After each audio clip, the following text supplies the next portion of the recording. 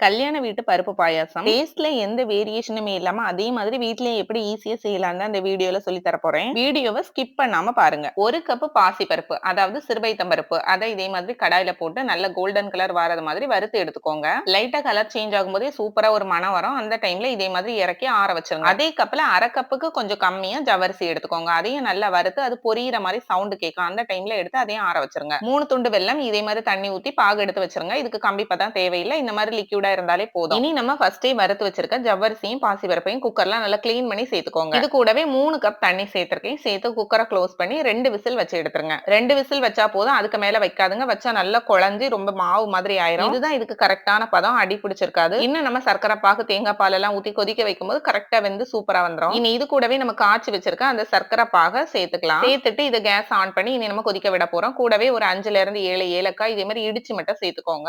இது கொதிச்சிட்டு இருக்க டைம்லயே நம்ம எடுத்து வச்சிருக்க தேங்காய் பாலை சேர்க்க போறோம். பாதி தேங்காவுல அப்படியே தேங்காய் பால் எடுத்துற வேண்டியதுதான். அதுல பாலை நம்ம தனியா வச்சுக்கணும். 2ஆம் பாலை தான் ஃபர்ஸ்ட் நம்ம சேர்க்க போறோம். சேர்த்துட்டு ஒரு 5 நிமிஷம் கொதிக்க விட்டுருங்க. இனி இதுக்கு முந்திரியும் திராட்சையும் வறுத்து போட்டா போதும். ஒரு கடாயில 2 ஸ்பூன் கீ சேர்த்துக்கோங்க. தேங்காவை சின்ன சின்னதா துண்டு துண்டா நறுக்கி சேர்த்துக்கோங்க. இந்த வறுத்த தேங்காய் ஆப்ஷனல் தான், வேணுங்கிறவங்க சேர்த்துக்கலாம். கூடவே ஒரு கைப்பிடி முந்திரி பருப்பு, உலர் திராட்சை போட்டு நல்லா வறுத்து இதையும் இது கூட சேர்த்துக்கோங்க. இப்ப ஆல்மோஸ்ட் ரெடி ஆயிட்டு இனி ஃபைனலா நம்ம எடுத்து வச்சிருக்க அந்த 1ஆம் பாலை சேர்த்து உடனே கேஸ் ஆஃப் பண்ணிருங்க. இது இவ்வளவு லிக்யூடா இருக்குன்னு நீங்க நினைக்க வேண்டாம். இன்னும் கொஞ்ச நேரத்திலேயே நல்லா திக்காகி வந்துரும். உண்மையாவே டேஸ்ட் கல்யாண வீட்ல குடிக்கிற மாதிரி தான் இருந்துச்சு. நீங்களே இதே மாதிரி செஞ்சு ட்ரை பண்ணி பாருங்க. அப்படியே நம்ம சேனலை ஒரு ஃபாலோ பண்ணிக்கோங்க. தேங்க்ஸ் ஃபார் வாட்சிங்.